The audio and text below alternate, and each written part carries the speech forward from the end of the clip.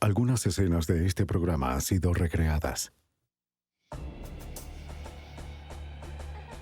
Es viernes por la noche en octubre de 1993. Y en el norte de California, 3 estudiantes de secundaria tienen una pijamada. Se acerca Halloween y las niñas se prueban diferentes disfraces para las próximas festividades. En unos segundos, sus vidas cambiarán para siempre. La evidencia se acumula, no tiene sospechosos evidentes. El centro de comercio es bombardeado. Ted Kaczynski es arrestado. El fugitivo sigue en libertad. Los archivos del FBI.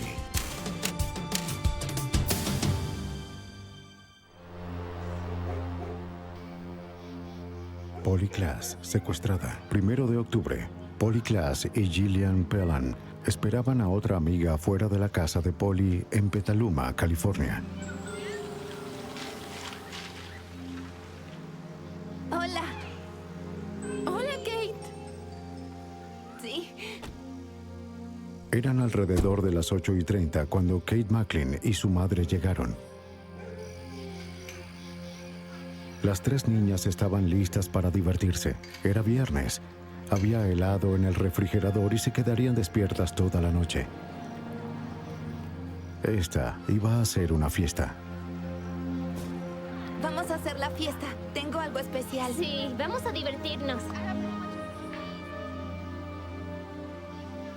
Nadie sabía del peligro que acechaba tan cerca.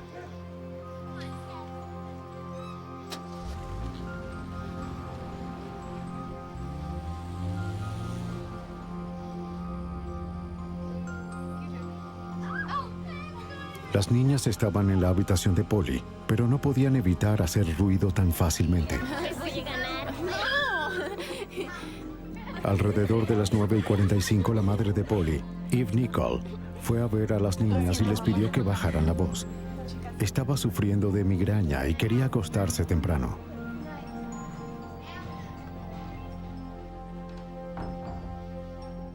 La habitación de Eve estaba del otro lado del pasillo, y aunque ya les había llamado la atención, estaba casi segura de que en unos minutos las niñas comenzarían a hacer ruido de nuevo. ¿Así son su nariz y su boca? Antes de acostarse, Eve tomó sus pastillas para bloquear todas las distracciones y dormir más rápido. Las quiero, chicas. A bailar. La fiesta continuó casi 1 hora antes de que comenzara la pesadilla. Sí, ya me voy a dormir. ¿Está bien? Está bien. Eran las 10:30 cuando el intruso entró en la habitación. Al principio, Kate y Gillian pensaron que era una broma, pero luego vieron el cuchillo. Les dijo que si gritaban les cortaría la garganta. De inmediato comenzó a atarlas y empezó a hacerles preguntas. Quería saber cuál de las niñas vivía allí y quién más estaba en la casa. Polly contestó. Las niñas estaban aterradas y lloraban, pero les aseguró que no lastimaría a nadie y que estaba ahí solo por dinero. Pero cuando Polly le dijo dónde había algo de efectivo escondido en un joyero, él no intentó buscarlo. Amordazó a las niñas y tomó algunas fundas de almohada para usarlas como capuchas.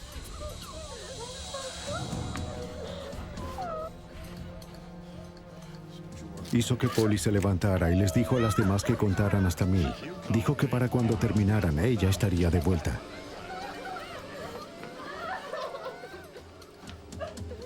Luego tomó a Polly Klaas y desapareció en la oscuridad.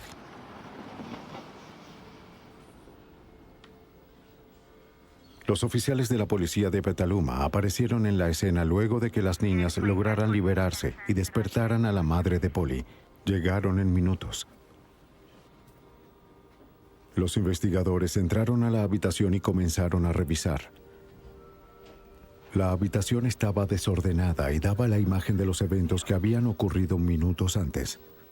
En el suelo había materiales para atar, tiras de tela cortadas. Los cables del juego de Nintendo habían sido cortados, al igual que la correa de una cartera. Las fundas estaban esparcidas.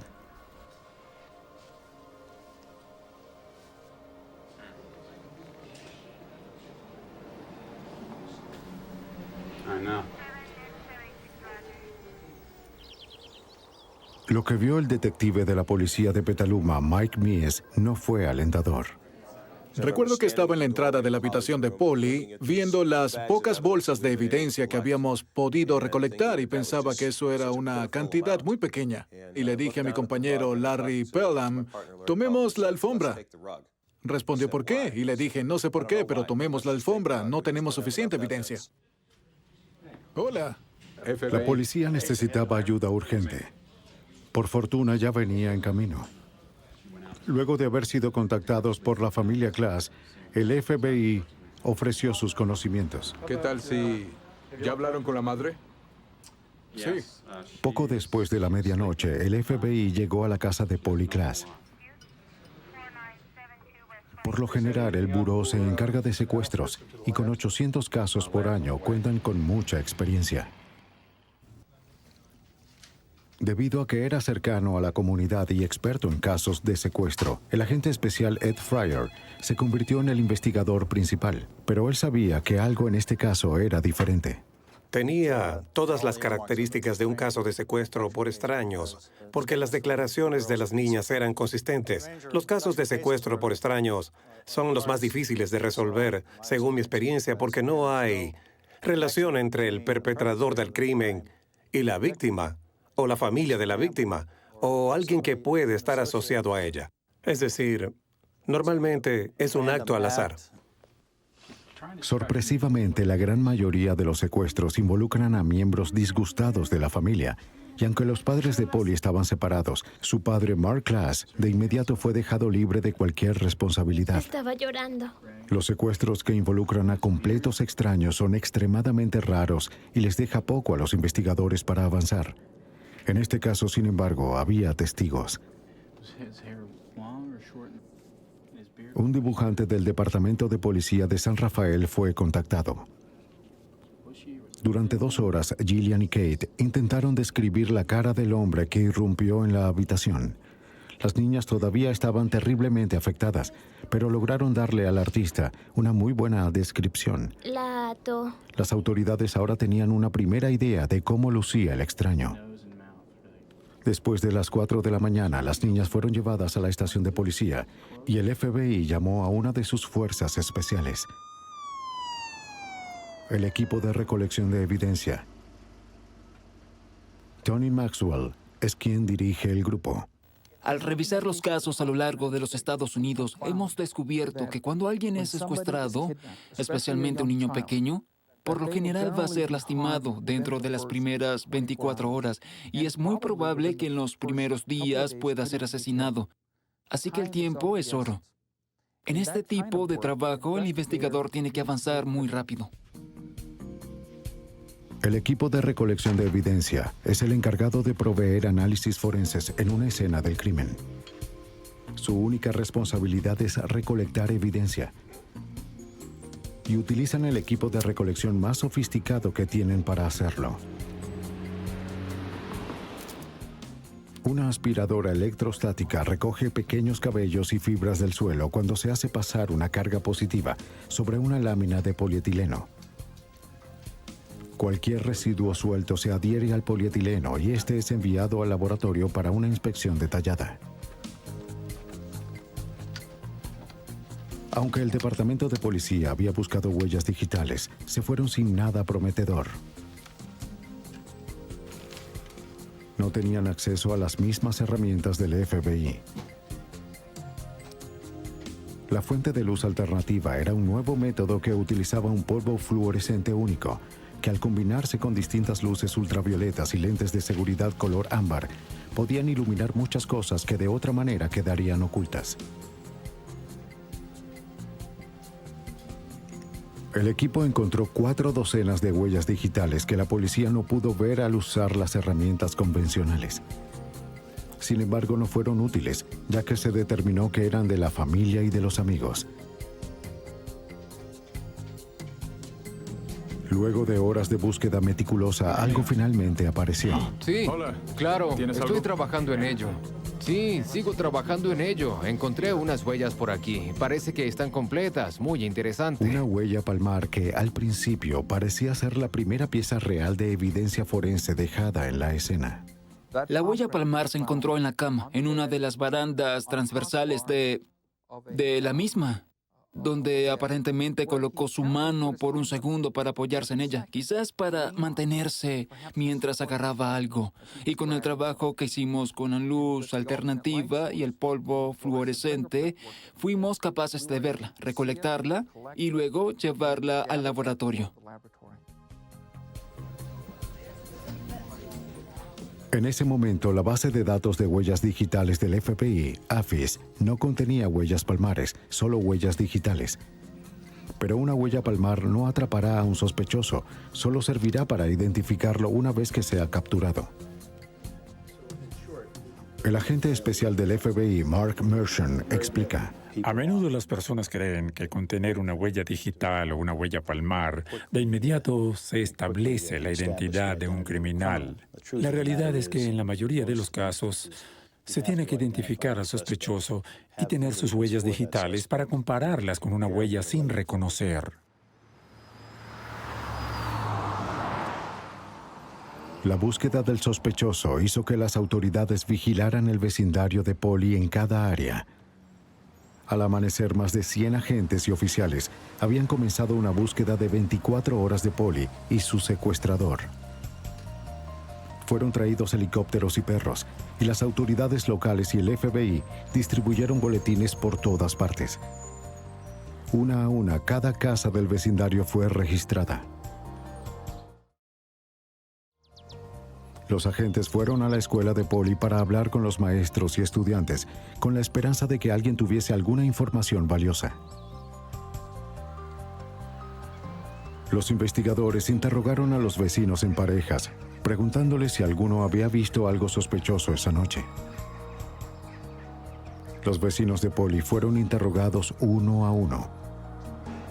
Muchas personas recordaron haber visto a un extraño en el vecindario que encajaba con la descripción dada por las niñas. Thomas George y sus amigos iban camino a la tienda de películas alrededor de las 9 esa noche, cuando notó a un extraño escondido al frente de la casa de Polly. Thomas conocía a todos en su vecindario, pero jamás había visto a ese hombre. Al regresar a su casa unos minutos después, los jóvenes vieron que el extraño seguía allí. La descripción que Thomas les dio a las autoridades concordaba con el sospechoso que estaban buscando.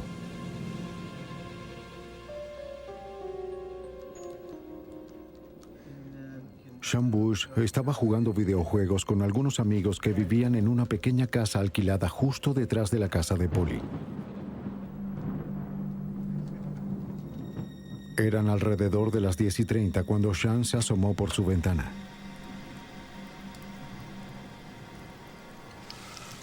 Se sorprendió al ver a un hombre extraño en el porche trasero de la casa de Polly. Parecía que iba a entrar por la puerta de atrás. La descripción también coincidió con la del sospechoso. Otras personas vieron al mismo individuo esa noche, pero desafortunadamente ninguno alertó a las autoridades. Como explica el oficial de la policía de Petaluma, Patrick Parks, el tiempo corría en su contra. En los casos de secuestros de menores por extraños, no hay factor más importante que el tiempo. El tiempo resulta ser fundamental y por esa razón tienes que reunir todos los recursos posibles. Tienes que correr la voz lo más rápido y lejos posible. Es necesario involucrar a la mayor cantidad de organismos, mantenerlos enfocados, hacer que sus esfuerzos se canalicen y, con suerte, lograr una resolución exitosa. Mientras los oficiales seguían registrando el vecindario, los investigadores del FBI comenzaron a ejecutar los procedimientos operativos estándar en casos como este. Luego de descartar a familiares y amigos como sospechosos, se concentraron en los ex convictos registrados como acosadores sexuales en todo el condado de Sonoma. Se expandieron gradualmente a los condados de los alrededores, interrogando e investigando cuidadosamente a cada uno. Pero nada apareció. Era difícil creer que un caso como este ocurriera. Eran 3 niñas en una pijamada. Estaban jugando en su habitación, en su casa, en una comunidad normal, en una ciudad normal. Y que alguien pudiera entrar a su casa, vulnerar la paz, la seguridad de tu casa y llevarse a tu hija, si no se consideraba imposible, era inconcebible. Al día siguiente, la búsqueda de Polly Klaas se convirtió en la persecución más grande del país. Se formó una red masiva de voluntarios para ayudar a las autoridades. Mientras cientos de personas buscaban, otros distribuían volantes, intentando llegar a toda la ciudad lo más rápido posible. Y dejaron varios por allá. De vuelta en el laboratorio de rastros de evidencia del FBI en Washington, D.C., el experto forense Chris Allen inspeccionaba cuidadosamente los objetos recolectados en la casa de Polly. Noté que al desatar cada uno de los pedazos, las finas tiras de nylon que usaron para atar a las amigas de Polly tenían los bordes irregulares. Fui capaz de alinearlos a la perfección y así pude determinar que todas pertenecían a una prenda de vestir. Una similar a la de una bata de mujer o un material que era deslizante. Otras piezas de evidencia encontradas en la habitación de Polly no fueron tan fáciles de clasificar. Las pequeñas fibras recogidas con la aspiradora electrostática resultaron muy difíciles de identificar. Luego de una meticulosa inspección y comparación, Allen concluyó que provenían de la alfombra de un automóvil. Al no ser de los autos que se encontraban en la casa de Polly, Allen sospechó que las fibras debían provenir del auto del secuestrador.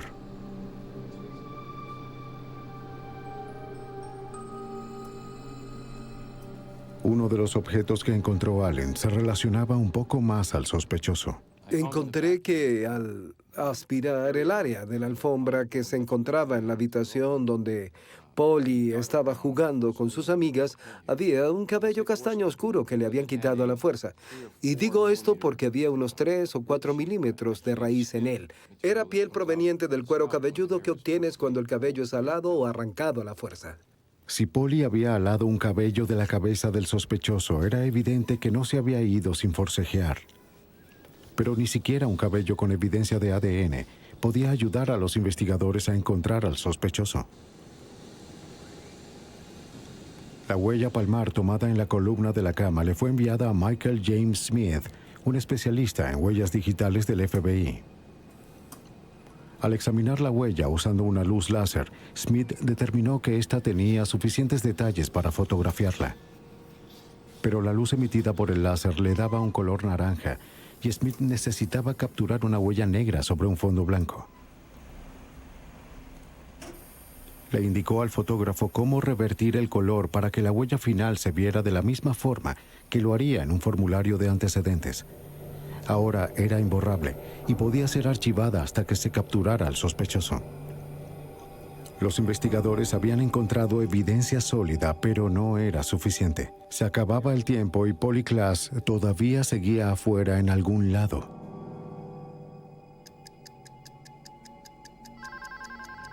...48 horas luego del secuestro de Polly Klaas, su padre Mark recibió una llamada. ¿Polly? Se escuchaba como Polly le dijo a su padre que estaba en la habitación de un hotel y que su secuestrador había salido a caminar un momento. ¡Polly! Luego se cortó la línea. Parecía el primer indicio de esperanza.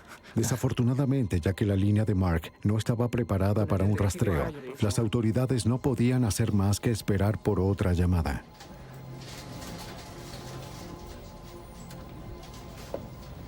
Se corrió la voz del secuestro rápidamente.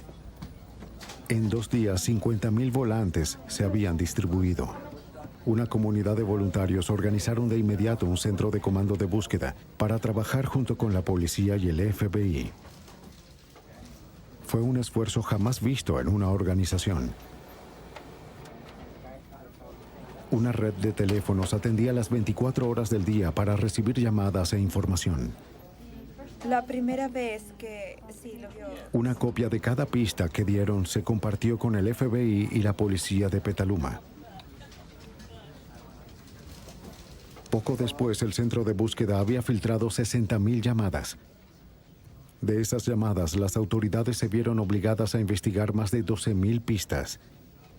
Procesar esa cantidad de información habría sido prácticamente imposible sin la ayuda de un procesador de computadora del FBI. Entonces, el FBI acababa de recibir el equipo Rapid Start. Era un concepto relativamente nuevo en el buró, donde en una investigación con tanta información podríamos digitalizarla. En esencia, clasificar el valor de las pistas para investigar, hacer el trabajo y monitorear el progreso. Incluso con tantas pistas, había una en particular que los investigadores estaban ansiosos por examinar. Cuando Mark Glass recibió la primera llamada, el FBI no pudo hacer nada al respecto.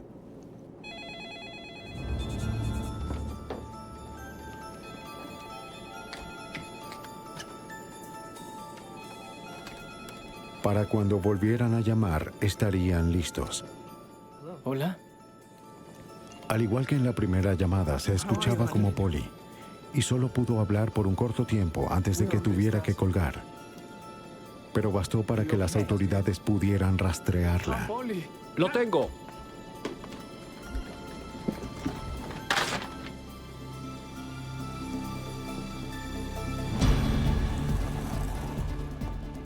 El FBI rastreó la llamada a una casa a 48 kilómetros de distancia. No hubo suficiente tiempo para reunir un gran grupo de agentes. El trabajo tendría que ser manejado por unos pocos.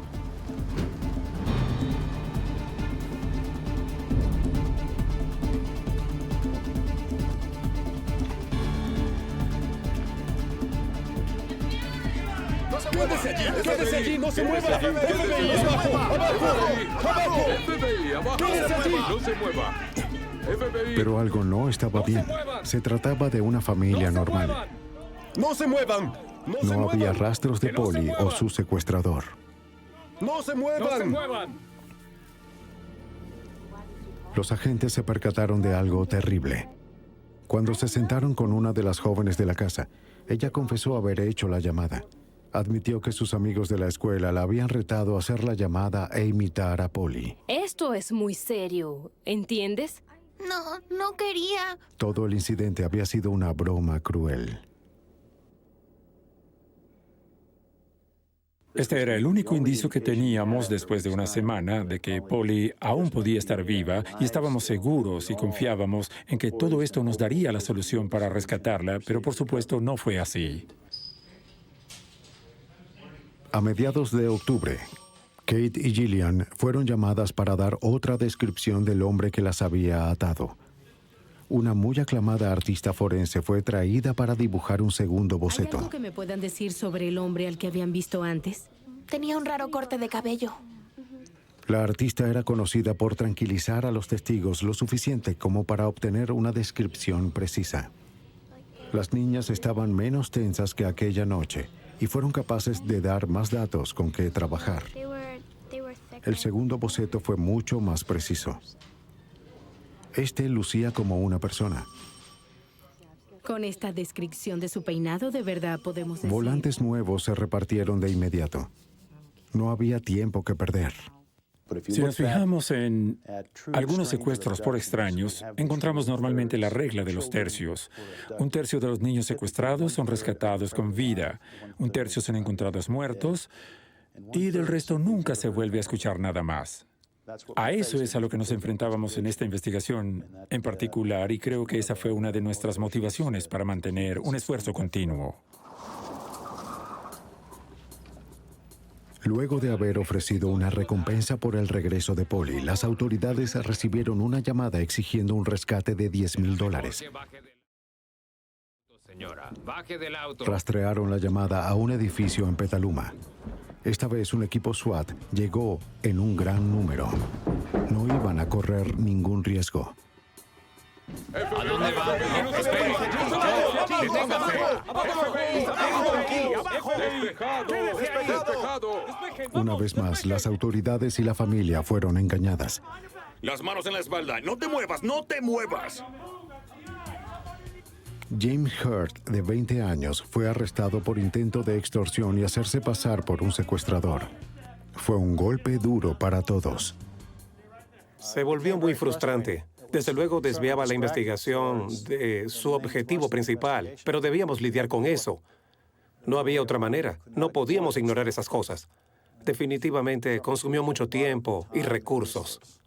La familia se encontraba particularmente decepcionada. Los padres de Polly escribieron una carta al secuestrador que fue publicada el 17 de octubre en el San Francisco Examiner. Quien quiera que seas, donde sea que estés, por favor devuelve a Polly a su familia. Ella pertenece aquí. La extrañamos mucho, extrañamos ese brillo en sus ojos y su dulzura. Anhelamos ver su hermosa sonrisa y escuchar su melódica voz. También le escribieron a Polly: cariño, si puedes leer esto, por favor recuerda que tu mami y tu papi te aman mucho y seguiremos buscándote hasta que podamos tenerte a salvo en nuestros brazos amorosos de nuevo.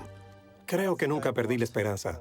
Me comuniqué varias veces con Mark Glass, con Eve, miembros de la familia, y fue una pregunta que me plantearon muchas veces. Y mi respuesta fue no. No hemos perdido la esperanza. No perderemos la esperanza. En todo el país, la gente quería ver a Polly de vuelta en casa. Aparecieron pancartas. Y los norteamericanos realizaron una vigilia con velas. Miles de personas llevaban cintas lavanda, el color preferido de Polly, para mostrar su apoyo en la búsqueda. Realizábamos búsquedas durante el día, durante la noche. Teníamos una operación de 24 horas. Realizamos búsquedas en días soleados, días nublados, días lluviosos, noches lluviosas. Cualquiera que fuera la procedencia de la información, respondíamos, porque en un caso como este la evidencia física es crucial. La búsqueda nunca se detuvo. La Armada y los expertos de búsqueda y rescate se unieron a miles de voluntarios que buscaban sin parar. La fuerza de la policía y los voluntarios trabajaron sin descanso. Pero pasarían alrededor de 2 meses antes de que algo apareciera.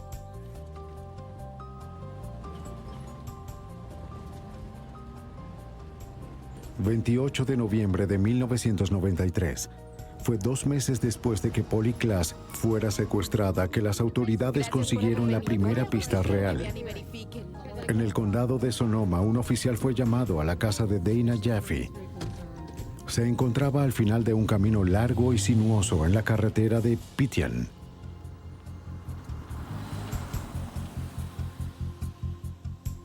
Dana estaba afuera examinando su propiedad cuando notó algo extraño y pensó que podría ser útil para los investigadores. Llevó al oficial a través de una densa área boscosa a un claro, a unos pocos metros del largo y sinuoso camino hasta su casa. Parece que es una niña. Tal vez tenga que ver con el caso. Dispersos por el bosque estaban algunos objetos que parecían algo sospechosos. Yo no sé de qué se trata, pero vi eso. Había un gran pedazo de seda que había sido utilizado en lo que parecía ser una capucha. Algunas tiras de cinta adhesiva estaban en el suelo. Sí, hace un par de meses. Vengo por aquí de vez en cuando. Un par de medias de niña habían sido atadas con un nudo y había cabello humano enredado en él. Otros restos estaban en el área. Luego Dana recordó que esa noche había visto a un intruso en su propiedad no muy lejos de donde estuvieron. Había sucedido alrededor de 2 meses antes. Todo comenzó cuando la niñera Shannon Lynch había salido de la casa de Dana y estaba de regreso por el largo camino de la entrada. Un hombre estaba bajando por el medio del camino privado. Su auto varado estaba a un lado. Dijo que estaba varado e insistió en que saliera de su auto y lo ayudara. Lo siento mucho, no tengo... Además, quería saber qué había en el camino. Pero Shannon inmediatamente sintió que algo estaba mal. Luego lo describiría con la apariencia de un hombre salvaje. Siguió conduciendo, dejándolo allí, decidida a conseguir un teléfono. Shannon encontró un teléfono público a unos 3 kilómetros del camino y se apresuró a llamar a su amiga. Estaba ansiosa por contactar a Dana y advertirle sobre el temible hombre que entró en su propiedad. Dana no perdió tiempo. Tomó a su hija y un bate de béisbol y bajó por la colina. Vio el auto como Shannon había dicho, pero el hombre extraño no se veía por ninguna parte. Continuó conduciendo hasta el pueblo y llamó a la policía.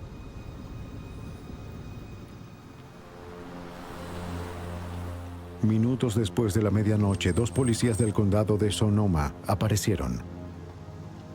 Dana explicó que no quería que arrestaran al intruso por invasión, solo lo quería fuera de su propiedad. Los oficiales encontraron al intruso un poco agitado. En su aliento percibieron el alcohol y el sudor profuso. Había trozos de hojas y césped en su cabello, como si hubiese estado rodando en la tierra. Les dijo que estaba de paseo cuando se dio cuenta de que estaba en una propiedad privada. Cuando intentó regresarse, su auto se atascó a un lado del camino. Indicó que había estado debajo del auto tratando de liberarlo, pero los ayudantes no le creyeron. Por la manera en la que estaba atascado, no había suficiente espacio para que una persona se metiera debajo. No puede quedarse aquí. Los ayudantes le administraron pruebas de sobriedad, pero las pasó todas. Al revisar su auto, encontraron algunas latas de cerveza en una bolsa de plástico y un pequeño bolso en el asiento trasero. Cuando le preguntaron si había estado bebiendo, abrió una cerveza y comenzó a beberla. Necesitamos que la deje. Déjala. Deje la cerveza. Déjela, señor. De inmediato hicieron que la vaciara y le dijeron que querían registrarlo. Se puso de muy mal humor. Para hacerlo obedecer, los oficiales le dijeron que tendrían el derecho de arrestarlo por invasión de propiedad. Luego de escuchar esto, recuperó la calma. Lo revisaron cuidadosamente y continuaron interrogándolo, pero no encontraron nada incriminatorio. Solo era extraño. Los ayudantes seguían sospechando, pero cuando vieron su licencia la verificaron. Su expediente de conducción no tenía problemas y había pasado las pruebas de sobriedad. Lo habían retenido por al menos unos 45 minutos y no tenían razones legales para detenerlo por más tiempo. Sí, lo sé. No hubo nada más que hacer que sacar su auto y enviarlo de regreso.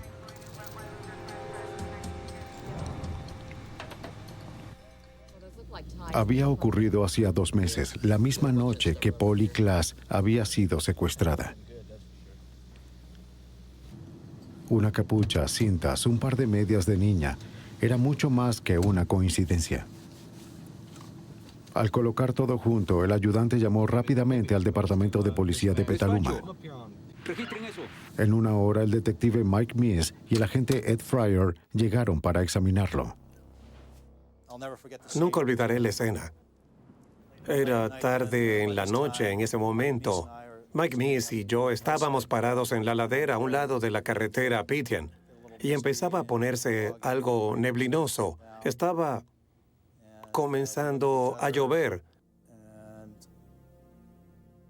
Nos miramos y supimos en nuestros corazones que habíamos descubierto una escena del crimen muy crítica y nos llevaría a resolver el caso. Luego de reunir la evidencia, los investigadores comenzaron a buscar de inmediato en la carretera de Pitian cualquier rastro de Polly. Tardamos días buscando en la montaña con más de 300 voluntarios. Creo que teníamos 25 o 30 perros de búsqueda y condujimos una extensa búsqueda por tierra de Polly, creyendo que aún seguía viva, la cual era la premisa con la que trabajábamos. Mientras empezaba la búsqueda, todo empeoró. Las autoridades se reunieron con la policía del condado de Sonoma para obtener el reporte completo de lo sucedido en la propiedad de Dana Jaffe. El hombre interrogado por los oficiales fue Richard Allen Davis. Al acceder a su expediente criminal, se reveló que había sido puesto en libertad condicional luego de cumplir una sentencia por secuestro. Lo que descubrimos de Davis al principio fue que lo arrestaron por robo y secuestro en 1976, además de asalto con intento de violación. Descubrieron que en 1978 había sido arrestado por otro secuestro, así como por un par de acusaciones por asalto con arma letal. En 1984 había sido arrestado por un caso de secuestro, asalto con un arma mortal, incluyendo el uso de arma de fuego y robo a mano armada. Al leer estos reportes, nos dimos cuenta de que este hombre era problemático. Se trataba de un individuo realmente muy capaz de estar involucrado en un crimen como este. La foto policial en el archivo coincidía con la descripción de las niñas. Su madre vivía en Petaluma, lo que le dio una razón para haber estado allí. Todo comenzaba a tener sentido. Los objetos descubiertos cerca de la carretera de Pitian fueron enviados de inmediato al especialista forense Chris Allen en Washington, D.C. Lo más interesante fue un trozo de tela que encontraron en el bosque. Allen rápidamente pudo confirmar lo que los detectives sospechaban. Lo que tratábamos de hacer era establecer si los bordes recortados se alineaban o no. Las tiras del medio representaban el material que fue encontrado en la habitación de Polly, las cuales fueron usadas para atar a sus amigas. Posteriormente, en el segundo envío, recibimos la prenda que fue encontrada en el lugar de la carretera Pitian. Todas encajaban bien como un rompecabezas, con los bordes y las piezas de tela que coincidían de punta a punta. Con las tiras halladas, era más que probable que Polly Klaas hubiese estado cerca de la casa de Dana Jaffe luego de su secuestro. Y sin ninguna duda, Richard Allen Davis también había estado allí. Aunque no era lo suficiente para arrestar a Davis por secuestro, los detectives percibieron que si podían ponerlo bajo custodia, podrían reunir en poco tiempo la evidencia necesaria para relacionarlo con la desaparición de Polly. Lo demás ya no tenía sentido. Nos concentramos en lo que teníamos con el señor Davis y lo sucedido en la carretera Pitian. Y lo que haríamos a continuación.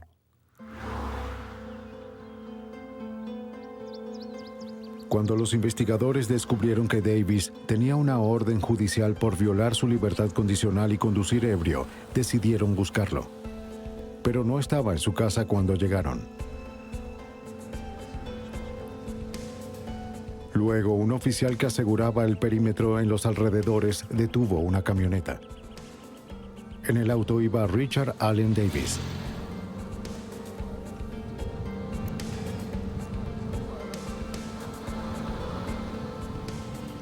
Cuando el oficial se percató de quién era, llamó a los investigadores que estaban en la casa. ¿Hay algún problema? No, señor. Espere aquí.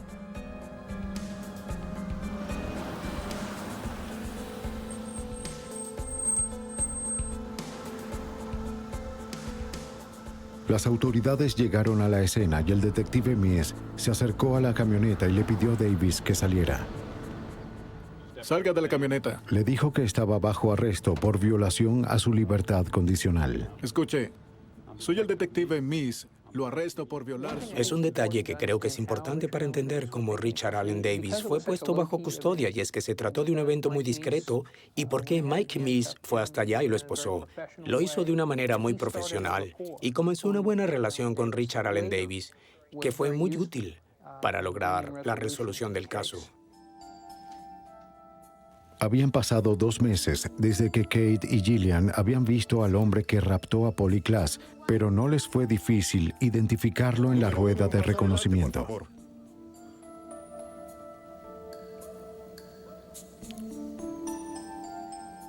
Incluso sin la barba, era un rostro que no podrían olvidar jamás. Uno vuelva, por favor.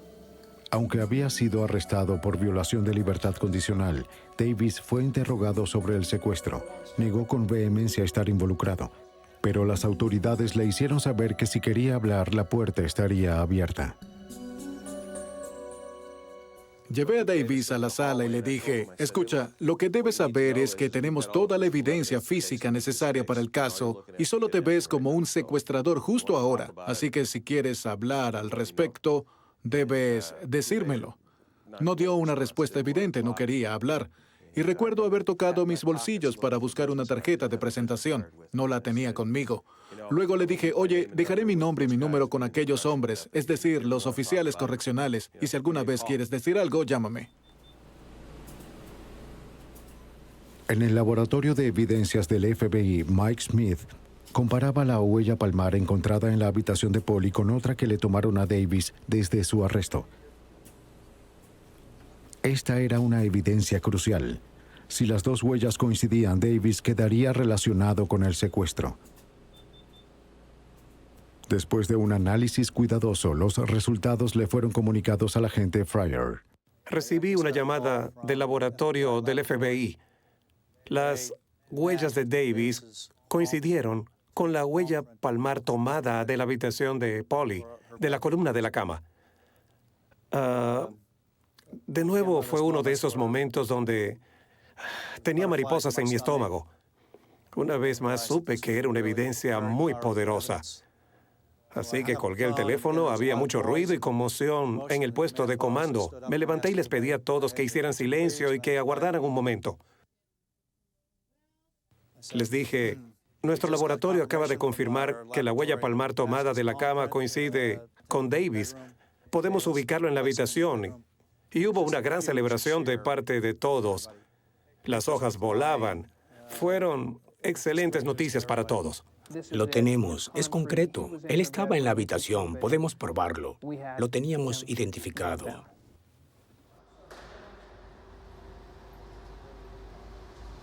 Aunque las noticias de la huella correspondiente se habían hecho públicas, David estaba recluido en aislamiento y no había escuchado nada al respecto.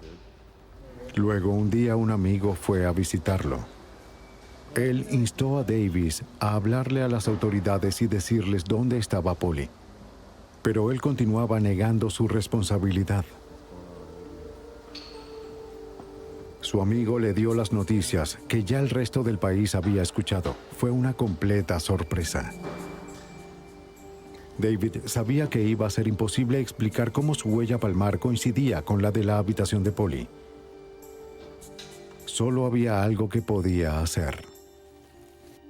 En la mente de Davis, ahora debía hacer algo y eso era intentar hacer cualquier trato posible con las autoridades porque sabíamos que él había estado en la habitación. Podíamos ubicarlo ahí. Mientras continuaba la búsqueda masiva de Polly cerca de la carretera de Pitian, el detective Miss fue notificado para llamar a la cárcel. Este era el momento que todos esperaban, y Miss estaba ansioso por lo que podría descubrir. Luego de esta espera, Davis atendió el teléfono y reconocí su voz. Supe que era él y me dijo, oye, lo arruiné totalmente. El detective Miss y el agente especial Larry Taylor se reunieron con Davis en la sala de interrogación, donde reveló los detalles de la noche del 1 de octubre. Aunque vivía en lo que parecía un hogar de transición, había aplicado para un permiso de pasar la noche y visitar a su madre en Petaluma. Al no poder conseguir la casa, bebió algunas cervezas y caminó por las calles del vecindario de Polly. En un punto fue detenido por un hombre que quería venderle algo de marihuana. Él decidió aceptar y compró un cigarrillo. En sus propias palabras, Davis se sintió muy mareado y fue a la tienda por más cerveza. Pronto se encontró deambulando por el vecindario sin rumbo. No estaba seguro de dónde estaba o de qué estaba haciendo. Pero Davis había llegado preparado al vecindario. Traía consigo una mochila con ataduras y cinta adhesiva. Los expertos forenses fueron capaces de determinar que él había cortado las tiras con un par de tijeras, un hecho que implica intención. Davis dijo que escogió una casa de la calle al azar y que entró por una ventana abierta. Recordó haber oído voces en la televisión y dijo que agarró un cuchillo de la cocina. Mencionó que no recordaba nada después de eso. Afirmó que lo siguiente que supo era que estaba conduciendo su auto y que se sorprendió de encontrar a una niña sentada a su lado. Ella se quejaba de que sus manos ardían. De acuerdo a Davis, él ajustó las tiras y condujo preguntándose qué había hecho y qué debía hacer después. Luego condujo fuera del camino y su auto se atascó.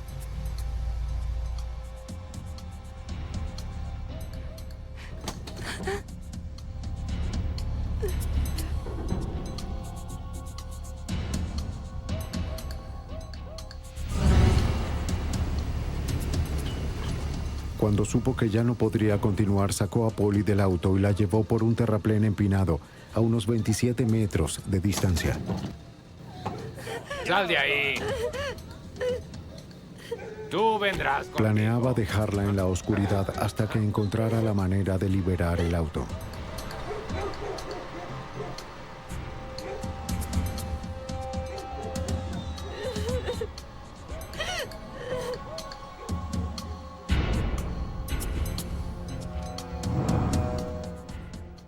El resto de la historia de Davis sobre lo que ocurrió en la carretera de Pityan coincide con los relatos de la testigo. Al momento del incidente, el reporte sobre el secuestro de Polly sonaba en las radios de la policía. Pero los oficiales los tenían en otra frecuencia y no los habrían escuchado aunque hubiesen estado en sus autos. Aunque revisaron su licencia, el equipo que tenían en ese momento solo podía recibir una rápida impresión de su expediente de conducción, mas no el expediente criminal. No encontraron nada para poder detenerlo. Es que se fija en mis dedos. Davis recordó cómo los oficiales sacaron su auto y lo escoltaron hasta la carretera. Pero indicó que esperó entre 15 y 30 minutos y volvió al sitio para encontrar a Polly. Luego empezó a conducir. En un punto se dio cuenta de que debía deshacerse de ella. Al fin, las autoridades habían descubierto lo que ansiaban saber. Polly Klaas estaba muerta. Y Richard Allen Davis era el responsable. Davis accedió a llevarlos a un lugar en el área desierta de Cloverdale donde había dejado el cuerpo. Era de noche, pero los inspectores sentían que la necesidad de confirmar la historia de Davis no podía esperar hasta el amanecer. Los guió a un campo desolado.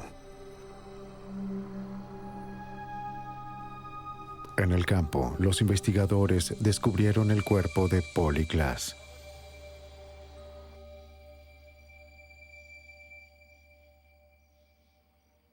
Fue una sensación extraña. Estar cerca de alguien como Davis y que a pocos metros estaban los restos de una niña inocente de 12 años. El caso de Polly Klaas fue especial porque a la gente le importó, porque la comunidad entera dio un paso al frente y dijo, este es el último niño que te llevarás, esta es nuestra niña. Saldrás afuera y la buscarás hasta que la encuentres. El caso no llegaría a la corte sino hasta 1996. Pero luego de 10 semanas en la sala, un juez encontró a Davis culpable por 10 cargos, incluyendo secuestro, robo, asalto, asesinato e intento de cometer un acto lascivo con un niño. Davis continuó negando el último cargo durante todo el juicio.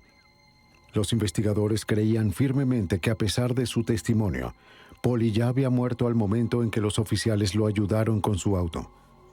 Fue sentenciado a muerte y aún se encuentra en el corredor de la muerte en la prisión de San Quintín. Polly Klaas dejó atrás un legado para salvar otras vidas. La manera en que los casos de personas extraviadas son manejados cambió por siempre desde la investigación. Las bases de datos policiales ahora están conectadas a diferentes agencias para proveer información vital a múltiples jurisdicciones. Los boletines de personas desaparecidas ahora son enviados a todos los canales de la policía y durante paradas de tránsito rutinarias, los oficiales pueden acceder no solo a los expedientes de conducción, sino también a los antecedentes criminales. La implementación de la ley 3 strikes y estás fuera fue un resultado directo del caso, así como la presión de acelerar los procesos en casos de asesinato. Y una fundación establecida en el nombre de Polly ayuda a la búsqueda de niños desaparecidos.